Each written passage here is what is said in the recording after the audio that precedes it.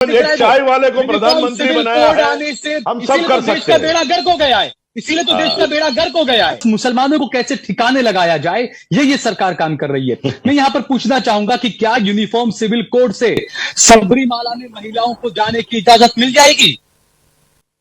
क्या uniform civil code से हिंदू लड़कियों को मुसलमानों से शादी करने की इजाजत दे देंगे आप? जो लव जिहाद का मुद्दा उठा तो उसको भूल जाएंगे आप? समान नागरिक की बात कर रहे हैं ना। किस चुनाव की आप बात कर रहे हैं, जिस चुनाव में 17.5 लाख वीवीपैट मशीन में से 6.5 लाख वीवीपैट मशीन जो वो खराब बताए गए। चुनाव आयोग ने कहा कि पर्चियां इतने महीने तक रखनी चाहिए, लेकिन 4 महीने में पर्चियां निपटा दी गई। कौन से लोकतंत्र की बात कर रहे हैं आप? जम्मू कश्मीर से जितने लोगों ने पलायन किया था, उनमें से आधे से ज्यादा लोगों को आज भी मुआवजा नहीं मिला है। 8 साल से मोदी सरकार है, क्या कर रही है मोदी सरकार? कितने पंडितों को जाकर वापस से बसा दिए वहां पर कश्मीर के अंदर मोदी सरकार ने, बताइए आप देख रहे हैं देश लाइव, देश की आवाज। अगर ये कोर्ट से लागू होता है और सिविल फैशन चेंज किया जाता है तो इसमें कोई बड़ी बात नहीं है, इसे स्वीकार करना चाहिए।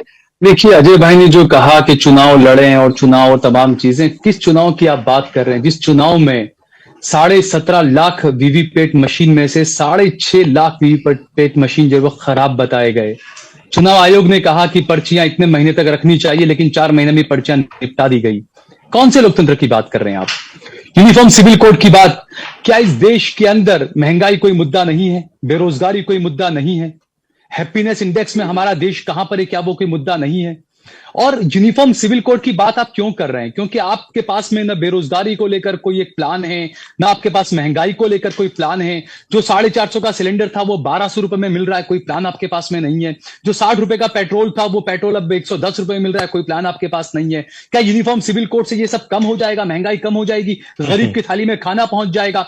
दूसरी एक और बात बस ये है कि ये तमाम चीजों में सरकार नाकाम रही है, इसलिए बस मुसलमानों को कैसे ठिकाने लगाया जाए ये सरकार काम कर रही है। मैं यहां पर पूछना चाहूंगा कि क्या यूनिफॉर्म सिविल कोड से सबरीमाला में महिलाओं को जाने की इजाजत मिल जाएगी?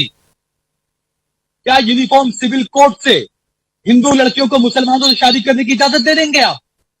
जो लव जिहाद का मुद्दा उठा तो उसको भूल जाएंगे आप? समान नागरिक की बात कर रहे हैं ना। तो ये आप लॉलीपॉप की बात न करें। और जो 370 की बात की, 370 के अंदर जो जम्मू कश्मीर के जो गवर्नर रहे, उन्होंने जो बातें कही मीडिया में कही वो बात ही नहीं है, कोई आवाज उठाने के लिए तैयार नहीं है। सारी पोल तो उन्होंने खोल दी वहां पर नरेंद्र मोदी की और 370 की। 370 हटाने की बात से याद आया, पिछले दिनों एक रिपोर्ट आई थी कि जम्मू कश्मीर से जितने लोगों ने पलायन किया था, उनमें से आधे से ज्यादा लोगों को आज भी मुआवजा नहीं मिला है। 8 साल से मोदी सरकार है, क्या कर रही है मोदी सरकार? कितने पंडितों को जाकर वापस से बसा दिए वहां पर कश्मीर के अंदर मोदी सरकार ने, बताइए आप? जवान शहीद होते जा रहे हैं। आपको नहीं सहल भाई, आपको मैं रोकना चाहूंगा। अगर आधार कार्ड इसमें मिला है सबको, तो सबको एक समान हक भी मिला है। आज एक आधार कार्ड की वजह से आज देखिए पूरे हिंदुस्तान में आज आदमी कहीं पर भी अपना राशन ले सकता है। यही मोदी जी विरोध कर रहे थे। अरे भाई आप शांत रहिए ना। मैं समझ सकता हूं आपका। या तो मैं एंकर जी से कहूंगा कि जो वक्ता बोल रहे हैं उसका ही केवल माइक चालू रखे। हाँ, नहीं तो ये डिबेट नहीं रहेगी, बहस हो जाएगी। और बहस करने में हमें कोई दिक्कत नहीं, पर बहस से इस राष्ट्र नहीं चलेगा, वो भी मैं समझता हूं। तो देखिए, ऐसा जो भारतीय जनता पार्टी ने आज कर दिखाया है, मैं समझता हूं कि ईज ऑफ लिविंग, अगर आप मेरे मुस्लिम भाई इतने उग्र है तो मैं उनको समझाना चाहता हूं, कहना भी चाहता हूं कि इस देश में जब भारत पाकिस्तान का बंटवारा हुआ था तो इस देश में 11% मुस्लिम थे, आज 22 से ज्यादा प्रतिशत मुस्लिम दोस्त है। और पाकिस्तान में 14% हिंदू थे, आज वहां पर 1.75% हिंदू लोग बचे। तो वो सब कहां गए? ऋषि साहब, ये बिल्कुल ठीक कहा आपने कि मुसलमानों को आज जो भी राजनीति में घसीटा जा रहा है, हिंदू मुस्लिम किया जा रहा है, लेकिन आज भी मैं ब्राह्मण हूं, मैंने मुसलमान को सबसे पहले ईद की बधाई दी है। लेकिन अगर आप कह रहे हैं मुसलमान को ठिकाने लगाया जाता, यह भारत देश है, इस भारत देश के अंदर ये धर्मनिरपेक्ष देश है। कोई भी पार्टी किसी भी मुसलमान को, क्रिश्चियन को या सिख को या हिंदू को बांटने की कोशिश करती है, वो बिल्कुल गलत करती है, वो बांट नहीं सकती है, यह आप समझ लीजिए। और मुझे खुशी है कि संजीव जी ने, भारतीय जनता पार्टी के प्रवक्ता ने एक्सेप्ट किया है कि मैं मानता हूं कि महंगाई है। यदि वह मानते हैं कि महंगाई है तो निश्चित तौर से 36 रुपए का दूध नरेंद्र मोदी के काल में ही आज 80 रुपए बिक रहा है। देखिए यहाँ पर ये अजय भाई, नहीं, अजय क्योंकि भाई। मेरा भी रोजे का वक्त हो रहा है, मेरा भी रोजे का वक्त हो रहा है। मैं आपको थोड़ा सा ये बता दूं इसमें कि यूनिफॉर्म सिविल कोड का, और अजय भाई ने जो बातें कही बिल्कुल, देखिए अजय भाई, मैंने आपसे नहीं कहा, मैंने ये नहीं कहा कि सारे हिंदू ऐसे हैं।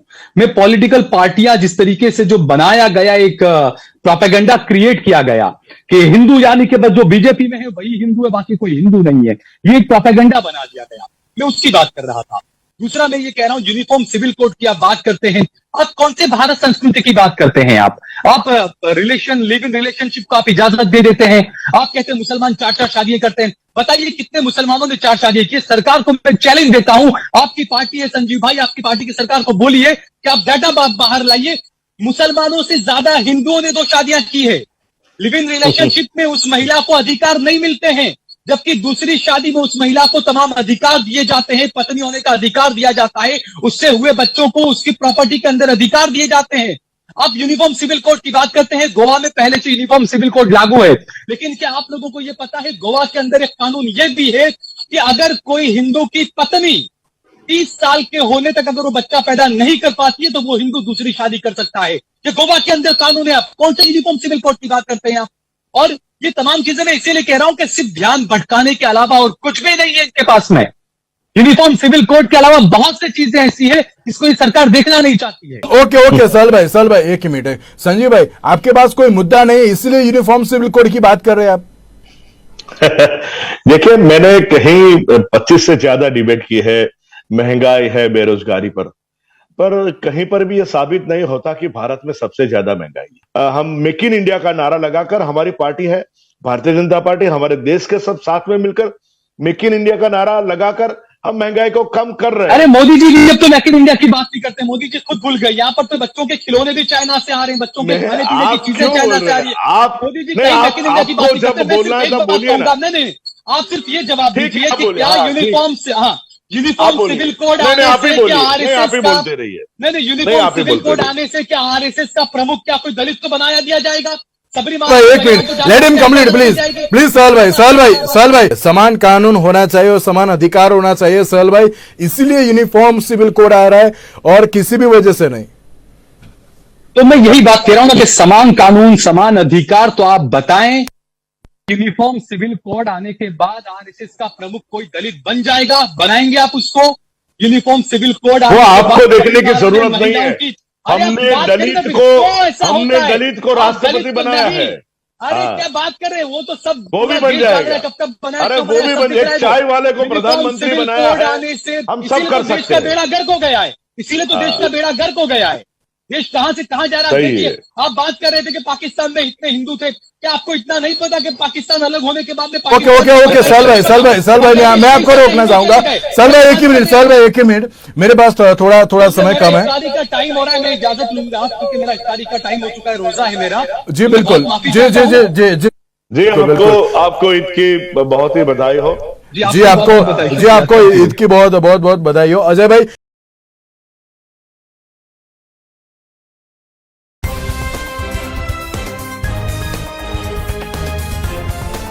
देश और दुनिया की तमाम छोटी और बड़ी खबरों के लिए हमारे चैनल को सब्सक्राइब करना न भूलें और बेल का बटन जरूर दबाएं।